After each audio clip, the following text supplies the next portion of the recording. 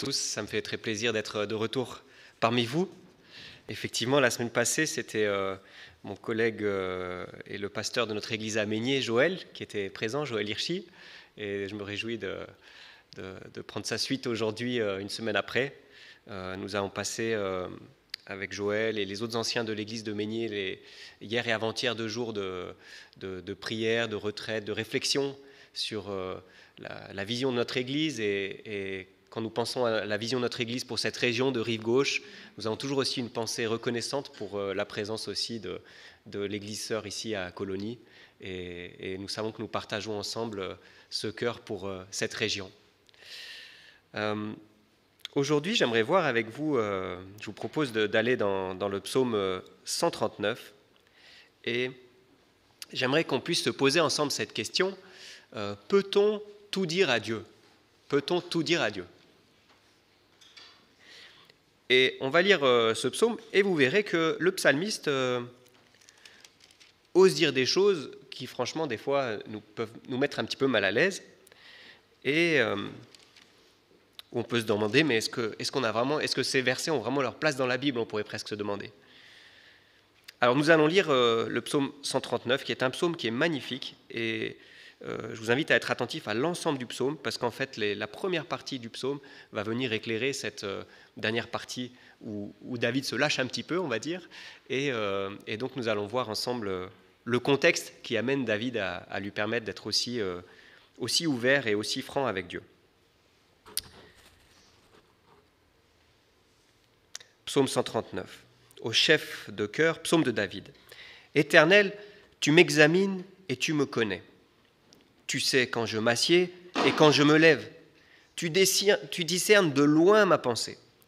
Tu sais quand je marche et quand je me couche, et toutes mes voies te sont familières. La parole n'est pas encore sur ma langue, que déjà, Éternel, tu la connais entièrement. Tu m'entoures par derrière et par devant, et tu mets ta main sur moi. Une telle connaissance est trop extraordinaire pour moi. Elle est trop élevée pour que je puisse l'atteindre. Où pourrais-je aller loin de ton esprit ? Où pourrais-je fuir loin de ta présence ? Si je monte au ciel, tu es là.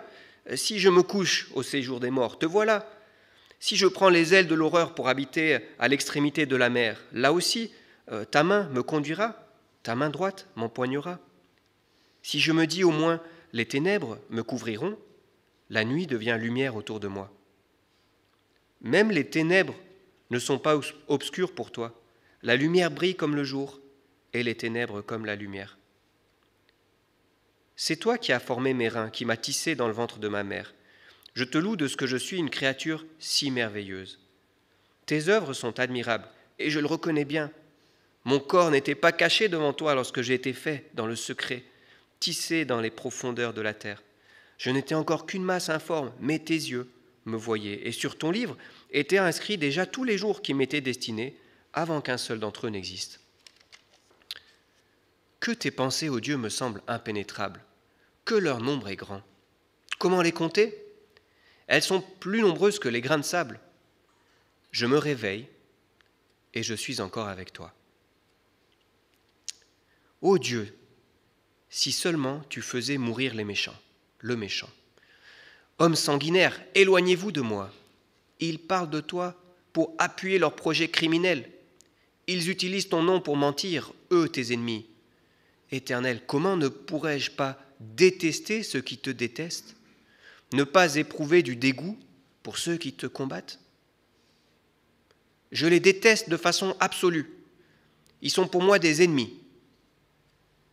Examine-moi, ô Dieu, et connais mon cœur.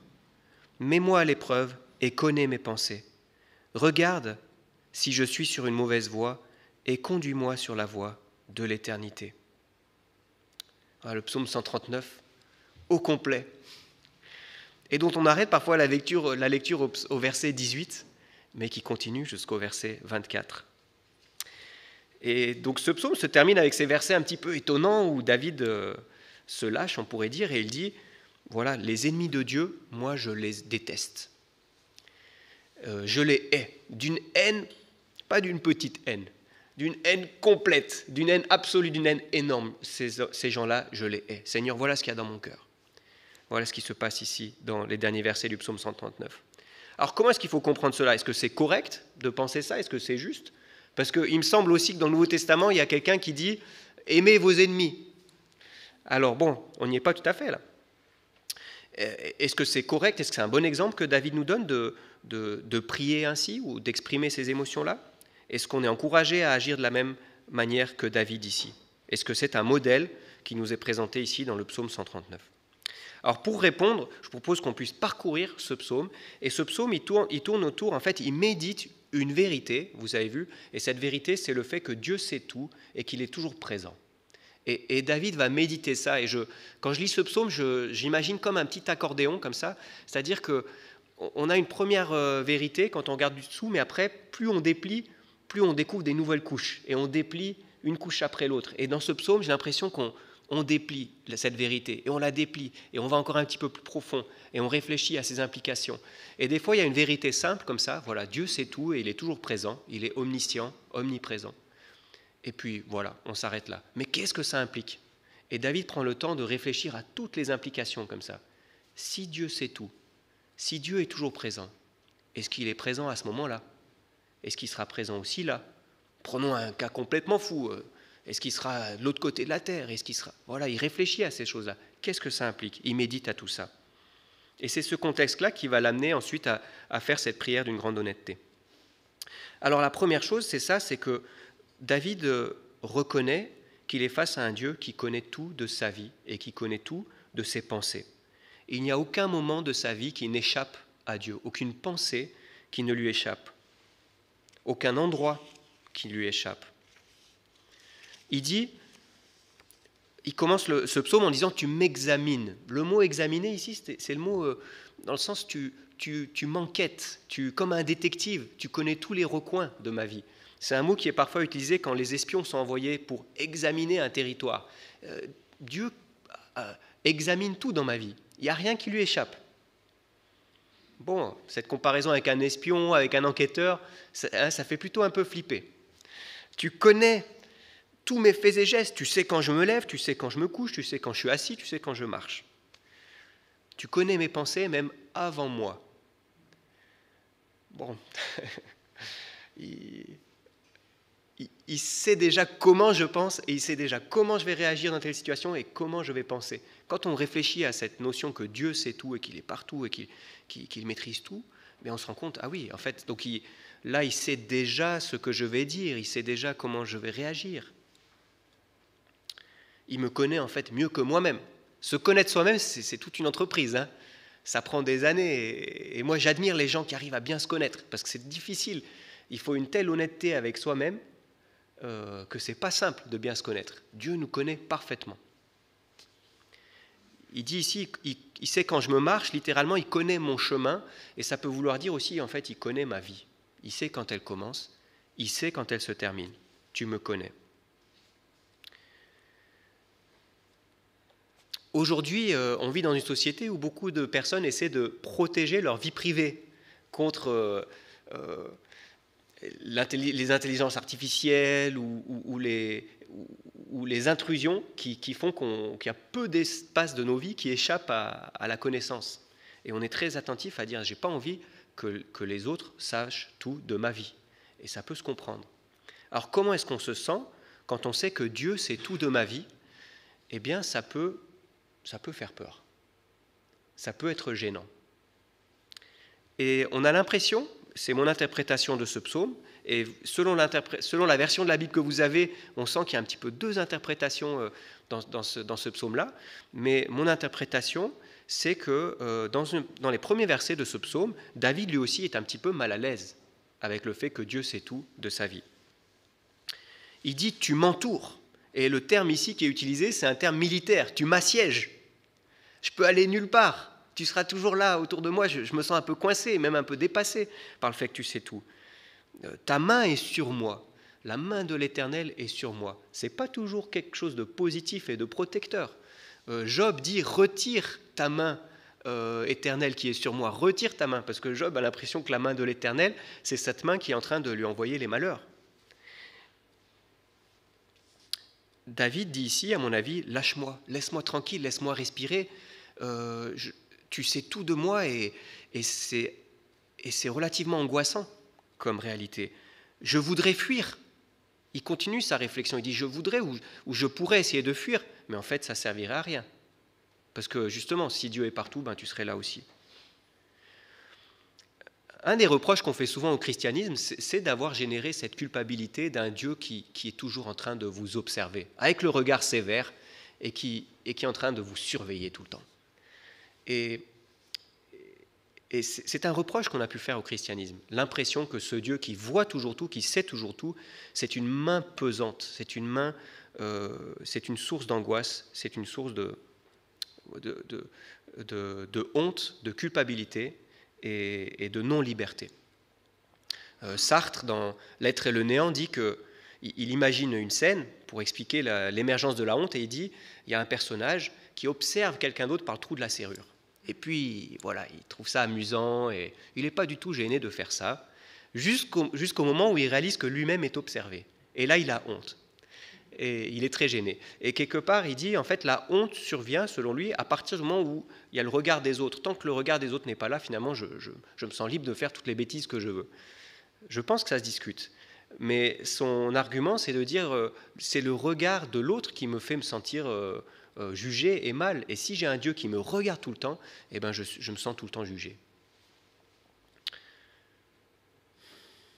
Mais David continue dans cette réflexion. Et David réalise, mais en fait, si Dieu est toujours avec moi, peut-être que ce n'est pas une si mauvaise nouvelle. Parce que ça veut dire que quand je suis dans les pires endroits de ma vie et au pire moment de ma vie, Dieu est encore avec moi. Et David réalise que Dieu est bon et que s'il connaît tout de lui et que s'il est toujours présent, peut-être que c'est une bonne nouvelle. Et quand il continue de réfléchir et qu'il continue à creuser et qu'il passe encore dans des couches encore plus profonde de cet accordéon, il commence à réaliser, mais je crois que c'est une bonne nouvelle. Et au lieu d'avoir envie de parler de fuite, il dit « Je loue l'Éternel » au verset 14. Il dit finalement, cette main qui est sur moi, c'est aussi une main qui va me conduire puisqu'il connaît le chemin. Cette main, c'est cette main qui va m'empoigner et qui va me sauver quand je suis en train de me perdre. Quand je suis dans les ténèbres ou quand je suis perdu sur la mer ou je ne sais où. C'est cette main-là qui va me sauver puisqu'elle sera toujours là. Alors avec Mélodie et certains des jeunes qui sont là, on a fait des camps ensemble, on a fait des camps de randonnée, des camps itinérants. Et nous, les moniteurs, le staff, avant le camp, on va repérer le camp. Donc on connaît déjà tout l'itinéraire. Et c'est très pratique parce que du coup, on peut dire à ces jeunes, on peut les avertir, on peut les conduire. On sait par où passe le chemin, on peut leur dire, ben là c'est peut-être le moment de remplir vos gourdes, parce qu'après il y aura 3 heures sans eau. Ou alors leur dire, mettez bien la crème solaire, aujourd'hui il n'y aura pas beaucoup d'ombre. Ou ce chemin-là, soyez prudents, c'est glissant. Voilà, on peut les conduire parce qu'on connaît déjà le chemin. Le fait de savoir que Dieu connaît déjà le chemin de notre vie, eh ben, ça peut être rassurant, il sait déjà par où ça va passer, et il peut aussi m'avertir, il peut m'accompagner, il peut me conduire sur ce chemin. C'est le guide dans ma vie. Donc le fait qu'il sache où va ma vie, ben peut-être que c'est une bonne nouvelle finalement, c'est rassurant. Je peux lui faire confiance, David le réalise, qu'il peut faire confiance à ce Dieu, il se dit mais c'est un Dieu qui est bon, c'est un Dieu qui m'a créé, s'il m'a voulu, c'est qu'il m'aime et c'est qu'il veut quelque chose de bon pour ma vie. Quelque part, il a déjà repéré ma vie et donc je peux y rentrer dedans maintenant avec confiance. C'est rassurant. Et puis s'il m'a créé avec tellement d'attention, c'est les versets qui parlent de l'enfant qui est tissé dans le ventre de sa mère, et on sent un Dieu David est émerveillé de voir un Dieu qui crée l'être humain avec tellement de soin, avec tellement d'attention, avec tellement d'amour. Il se dit, mais voilà, ce Dieu-là qui me connaît depuis le début de ma vie, forcément ça doit être un Dieu qui me veut quand même du bien. Et David continue, il dit, même quand je me réveille, je suis encore avec toi. Et vous savez que le réveil, ça peut avoir plusieurs sens, mais dans la Bible, un des sens du mot se réveiller, c'est le réveil après la mort. Et c'est peut-être le sens que David donne ici, et ça ne m'étonnerait pas, puisqu'il réfléchit encore à une couche supérieure ou inférieure de cette dimension que Dieu est toujours là, il se dit, mais peut-être, probablement, que même après ma mort, Dieu sera encore là. Il ne m'abandonnera pas. Je ne serai jamais séparé de lui. Dieu ne t'abandonnera jamais.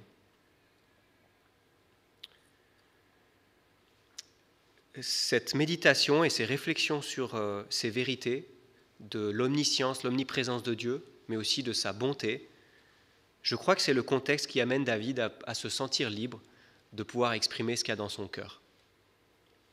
Je crois que David se dit, je peux tout dire à Dieu, je peux lui exprimer mes pensées, je peux oser lui dire, parce que de toute façon, il les connaît déjà. Et en plus, ce n'est pas un Dieu qui va mal utiliser ses pensées, c'est un Dieu qui est bon, et c'est un Dieu qui veut me diriger au bon endroit. Donc autant lui exposer mes pensées et lui demander son avis, qu'est-ce que je fais maintenant de ces pensées-là. Et je pense que David sentait que ces pensées de haine qu'il avait, d'un côté, il se disait peut-être c'est une colère légitime, je suis en colère contre les ennemis de Dieu, mais d'un autre côté, il se demandait est-ce que c'est juste que ça m'amène à les haïr, voire à me venger moi-même d'eux. Et il soumet ces pensées-là à Dieu. Il soumet ces sentiments qu'il a en lui. Alors qu'au verset 1, il dit « Seigneur, tu m'examines, presque contre ma volonté, je n'ai pas le choix », eh bien, au verset 23, il invite Dieu à l'examiner. Il dit « Viens, je ne veux pas juste te laisser derrière le trou de la serrure, je veux t'inviter dans ma maison. » De toute façon, il y est déjà en réalité. Mais viens dans ma maison, je ne veux rien te cacher. Je n'ai pas peur de te montrer ce qui se passe dans ma vie. Viens et guide-moi, montre-moi, dirige-moi.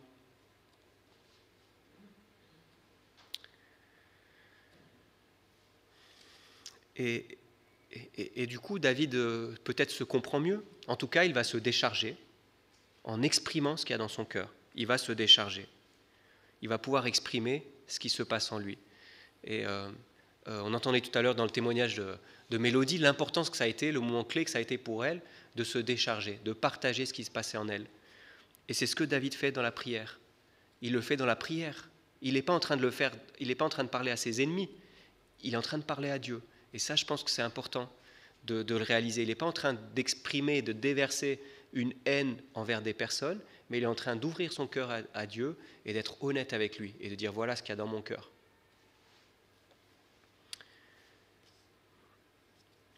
Il est soumis à Dieu et puis il demande du coup l'aide de Dieu pour savoir qu'est-ce que je fais de ça. Sonde-moi, regarde si je suis sur une mauvaise voie et conduis-moi sur la voie de l'éternité. Montre-moi la voie qui est juste.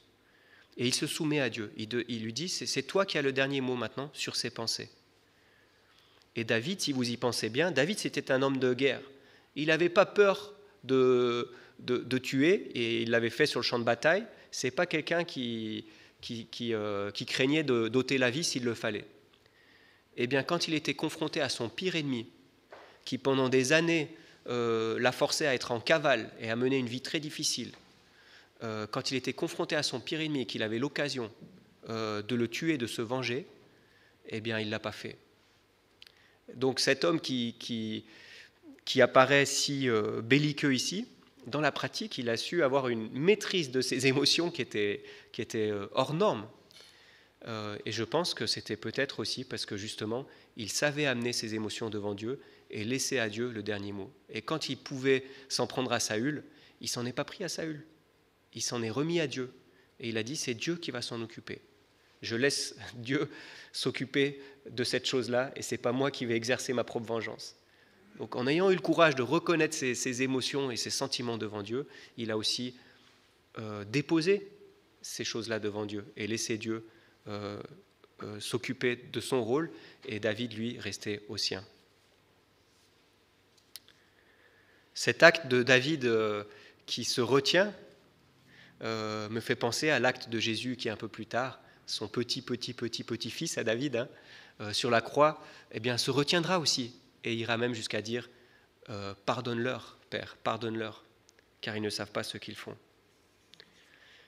Et ça m'amène à ma conclusion. Comment être sûr que la présence de Dieu est bonne? Comment être sûr que sa main n'est pas une main lourde et pesante et jugeante, mais une main salvatrice, une main tendue? Il y aurait des raisons pour que sa main soit jugeante et pesante. Si on faisait passer le film de notre semaine dernière, par exemple, sur l'écran, avec toutes nos pensées et toutes nos actions, voilà. Il y aurait peut-être quelques bonnes surprises, parce qu'il y a peut-être des choses qu'on a fait dans le secret que personne n'a vues et qui étaient bien. Et il y a ça aussi dans nos vies. Mais il y aurait aussi peut-être quelques surprises ou quelques choses embarrassantes. Il y en aurait dans ma vie des choses embarrassantes, si vous voyez tout ce que j'ai pensé ou tout ce que j'ai fait la semaine dernière. Le Seigneur a accès à tout ça, et puis ça nous met quand même au fond mal à l'aise. On se dit, mais s'il sait tout ça, comment je peux être sûr qu'il ne l'utilise pas contre moi?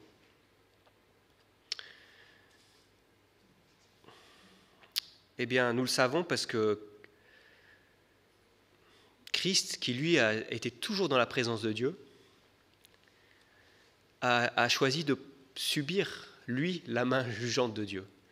Il a pris sur lui le jugement de Dieu, il a pris sur lui nos mauvaises pensées, nos mauvaises actions, pour que ce problème-là soit réglé. Et que et Jésus, qui était toujours dans la présence de Dieu, a subi l'absence de Dieu. Et il a cette phrase, « Mon Dieu, pourquoi m'as-tu abandonné ?» qui est difficile à comprendre, pour que nous, eh bien, nous ayons la certitude de ne jamais être abandonnés et d'avoir toujours la main bénissante, la main salvatrice de Dieu tendue vers nous. Jésus a subi la main pesante pour que nous ayons la main secourante de Dieu. Jésus a subi l'absence de Dieu pour que nous puissions avoir la certitude de sa présence bienveillante et chaque jour. Alors aujourd'hui, je n'ai plus à avoir peur de la présence de Dieu. Et encore une fois, je reviens au témoignage de Mélodie. Mélodie, elle a dit, pour moi, la présence de Dieu au quotidien, c'est un bonheur. Elle a compris que Dieu lui voulait du bien et que la présence de Dieu à ses côtés, c'était une bonne nouvelle.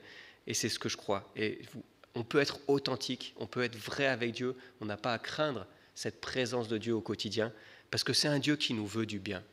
Il a réglé le problème de nos mauvaises pensées du point de vue juridique, et donc maintenant je peux les lui apporter honnêtement, sans craindre que ça va être mis à mon dossier, à ma décharge. Ça a été réglé, ça. Donc je peux les lui présenter en toute honnêteté et lui dire, voilà ce qui se passe dans ma vie, et comment est-ce que je fais maintenant avec ça? J'aimerais te déposer ces pensées, j'aimerais te déposer tout ce qu'il y a dans mon cœur.